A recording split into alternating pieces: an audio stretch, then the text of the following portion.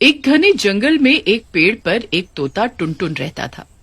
टुनटुन के छोटे छोटे बच्चे थे जो कि घोंसले में ही रहते थे। एक दिन टुनटुन अपने बच्चों के लिए खाना लेने जाता है। तभी वहां पर एक काला नाग आ जाता है। काल नाग का शरीर तो शैतान का और पूंछ सांप की होती है। इस पेड़ पर तो कई सारे घोंसले हैं, जरूर कुछ खाने को मिलेगा। ऐसा कहकर काल नाग उस पेड़ पर चढ़ जाता है और टुनटुन के घोंसले के पास जाकर बोलता है, इतने प्यारे तोते के बच्चे, मजा आ जाएगा इन्हें खाकर, इनका नरम नरम मांस। आज तो पार्टी है मेरी। तभी एक बच्चा काल नाग को देखकर बोलता है, ए नाग, यहाँ से भाग जाओ, नहीं तो मेरे पापा टुनटुन आकर तुम्हें मारेंगे। तेरा बाप मारेगा मुझे। वो तोता है तोता, इस जंगल में मेरा राज है। ऐसा कहकर काल नाग टुनटुन के सारे बच्चों को मारकर खा जाता है और वहां से चला जाता है। रात में टुनटुन तोता बच्चों के लिए खाना लेकर आता है, लेकिन अपने बच्चों को न पाकर दुखी हो जाता है और रोने लगता है। मेरे बच्चे कहाँ गए? कोई तो बताओ, अभी तो वो उड़ भी नहीं सकते थे। तभी वहाँ एक कौवा आता है और टुनटुन तोते को बोलता है, रो मत टुनटुन, भगवान तेरे बच्चों की आत्मा को शांति दे। हमारे जंगल में एक काल नाग आ गया है, उसी ने तेरे बच्चों को मारा है। तो तुमने कुछ किया क्यों नहीं? सब मिलकर उस काल नाग को मार डालते। हम क्या कर सकते हैं टुनटुन, हम तो बहुत कमजोर हैं। उस काल नाग के सामने वो बहुत ताकतवर है। ठीक है, कोई कुछ नहीं कर सकता तो मैं अकेले ही करूंगा और अपने बच्चों की मौत का बदला लूंगा। ऐसा कहकर टुनटुन वहां से उड़कर चला जाता है। कई दिन बीत जाते हैं, लेकिन टुनटुन को कुछ समझ नहीं आता कि वो अपने बच्चों की मौत का बदला कैसे ले। वो एक पेड़ पर उदास बैठा होता है। तभी वहां एक चुड़ैल आती है। वाह तोता, आज तो मेरी पार्टी हो जाएगी। बहुत दिनों बाद तोते का नरम और स्वादिष्ट मांस खाने को मिलेगा। ऐसा कहकर चुड़ैल टुनटुन की तरफ बढ़ती है, लेकिन टुनटुन वहीं चुपचाप बैठा रहता है। ये देख चुड़ैल टुनटुन से कहती है, क्या हुआ तोते, तू डर नहीं रहा? तुझे मुझसे डर नहीं लगता? मैं तो तुझे मारकर खाना चाहती हूँ। चुड़ैल की बात सुनकर टुनटुन चुड़ैल से बोलता है, मारना है तो मार डालो, मैं वैसे भी अपने बच्चों के बिना नहीं जीना चाहता और भगवान ने भी मुझे इतना कमजोर बनाया कि मैं उनकी मौत का बदला भी नहीं ले सकता। ऐसे जीने से मरना ही बेहतर है। टुनटुन की बात सुनकर चुड़ैल सोच में पड़ जाती है और बोलती है, चल छोड़ देती हूँ तुझे। तू भी क्या याद करेगा किस दिलदार चुड़ैल से पाला पड़ा था। लेकिन मुझे बता तो सही, क्यों परेशान है तू और तेरे बच्चों को क्या हुआ? फिर चुड़ैल के कहने पर टुनटुन उसे अपने बच्चों के साथ हुई घटना के बारे में बताता है, जिसे सुनकर चुड़ैल बोलती है, तेरे साथ तो वाकई बहुत बुरा हुआ है। चल, मैं तुझे छोड़ देती हूँ, जा उड़ जा, और मैं भी अपने खाने के लिए कुछ और ढूंढती हूँ। लेकिन चुड़ैल के कहने के बाद भी टुनटुन तोता वहीं बैठा रहता है और सोचता है, ये चुड़ैल तो मुझे दयालु लग रही है, क्यों ना इसी के हाथों से उस काल नाग को मरवा दूं। इस तरह मेरा बदला भी पूरा हो जाएगा और उस मरे हुए काल नाग को खाकर इस चुड़ैल की भूख भी मिट जाएगी। टुनटुन को वहीं बैठा देख चुड़ैल बोलती है, बहुत ढीठ है तू, उड़ता भी नहीं, क्या सोच रहा है? चल बता मुझे। चुड़ैल जी, आप इतनी ताकतवर हो, आप मेरी मदद करो ना उस काल नाग से बदला लेने में। मुझे कोई मदद नहीं करनी है, चल अब तू फुट यहाँ से। मुझे पहले से ही बहुत भूख लगी है और मूड खराब है, चल जा यहाँ से। चुड़ैल को ऐसे देख टुनटुन रोता हुआ वहां से चला जाता है। लेकिन चुड़ैल को अपने व्यवहार पर बहुत दुख होता है और वो टुनटुन को ढूंढने लगती है। मैंने उस बेचारे तोते के साथ सही व्यवहार नहीं किया, मुझे उससे माफी मांगनी चाहिए। उधर टुनटुन एक पेड़ पर सो रहा होता है।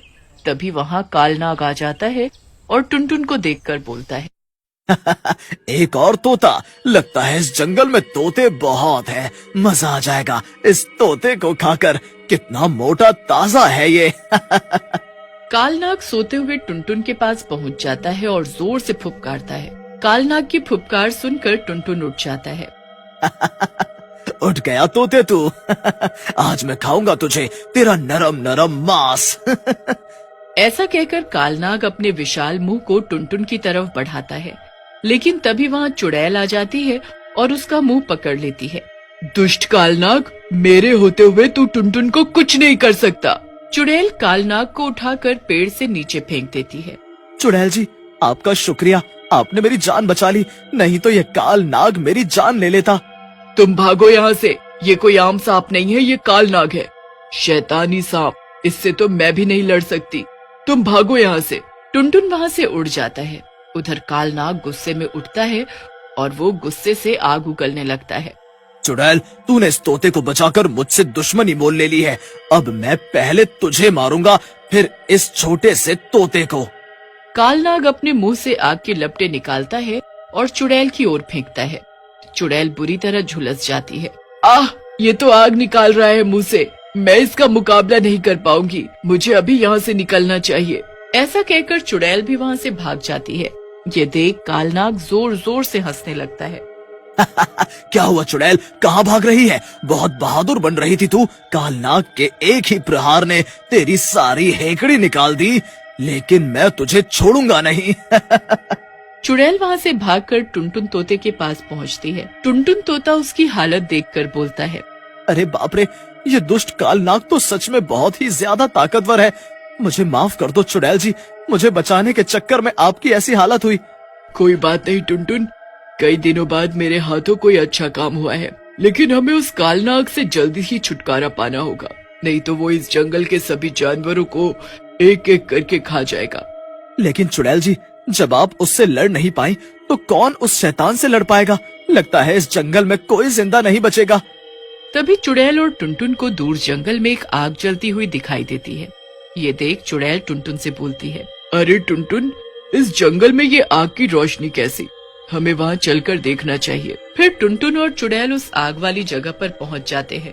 वहाँ एक साधु बाबा हवन कर रहे होते हैं। उनके पास ही एक पवित्र त्रिशूल रखा होता है। लगता है अब हमें उस दुष्ट कालनाग से छुटकारा मिल जाएगा। ये बाबा हमारी मदद करेंगे। बाबा तो साक्षात अवतार जैसे दिख रहे हैं। फिर टुनटुन और चुड़ैल उनके बगल में बैठकर उनके हवन पूरा होने का इंतजार करने लगते हैं। बाबा हवन पूरा करने के बाद उन दोनों से पूछते हैं, अरे एक चुड़ैल और एक तोता साथ में, लगता है कोई गंभीर बात है, बताओ क्या हुआ? फिर टुनटुन साधु बाबा को सारी बात बताता है, जिसे सुनकर साधु बाबा बोलते हैं, बच्चों, वो कोई साधारण नाग नहीं है, वो काल नाग है जिससे शैतान भी डरते हैं। वो बहुत ताकतवर है। फिर बाबा, उसका कोई उपाय नहीं है क्या? क्या वो इस जंगल में रह रहे सभी जानवरों को मार डालेगा क्या? क्या हम उससे कभी नहीं जीत पाएंगे? मैंने ऐसा कब कहा कि हम उससे कभी नहीं जीत सकते? उससे जीतना कठिन है, असंभव नहीं। उधर जंगल में जलती हुई आग को देखकर कालनाग भी वहाँ आ जाता है और चुड़ैल और टुनटुन को साधु के साथ देखकर बोलता है, तुम दोनों, लगता है अपने साथ तुम इस बुढ़े को भी मरवाओगे। चलो कोई बात नहीं, मैं भी कई दिनों बाद इंसानी मांस खाऊंगा। ऐसा कहकर कालनाग साधु और टुनटुन को पकड़ लेता है।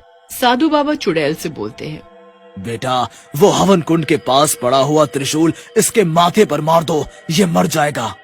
साधु की बात सुनते ही चुड़ैल त्रिशूल उठाकर कालनाग के माथे पर मार देती है। कालनाग त्रिशूल के लगते ही जलने लगता है और कुछ ही देर में जलकर भस्म हो जाता है। फिर चुड़ैल और टुनटुन वहाँ से चले जाते हैं।